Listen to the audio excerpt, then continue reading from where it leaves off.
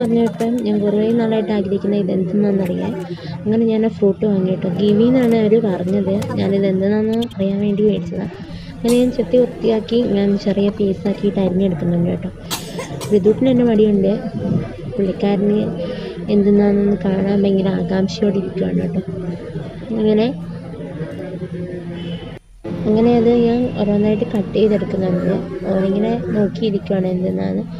ഞാൻ ഇങ്ങനെ കണ്ടിട്ടുണ്ട്, പക്ഷേ ഇതുവരെ കഴിച്ചിട്ടില്ല. ആദ്യത്തെ ഒരു എന്താ പറയുക എക്സ്പീരിയൻസ് നോക്കാൻ പോവാണ്. എങ്ങനെയാണ്, ടേസ്റ്റ് ഉണ്ടോ എന്നൊന്നും അറിയത്തില്ലല്ലോ. അപ്പോൾ നല്ല പഴുത്തിയായിരുന്നു ഇത്. ബാക്കിയുള്ള രണ്ടും ഒരുമാതിരി പഴുത്തിട്ടില്ല. അപ്പം അതാണ് ഞങ്ങൾ എടുത്തത്. നമുക്ക് കഴിച്ചു നോക്കാം. അങ്ങനെ ഞാൻ എടുത്ത് കഴിക്കാൻ തുടങ്ങി കേട്ടോ. ഋതുവിൻ്റെ എന്നെ നോക്കുന്നുണ്ട്, കാരണം ഞാൻ അവനെ കൊടുക്കാണ്ട് ആദ്യം ഞാനത് തിന്ന്. അപ്പം കുഴപ്പമില്ല, നല്ല മധുരമുണ്ട്. പക്ഷേ ഒരു കൈതച്ചക്ക തിന്നുന്ന ഫീലായിരുന്നു ഉണ്ടായിരുന്നത് കേട്ടോ. ഋതുവിൻ്റെ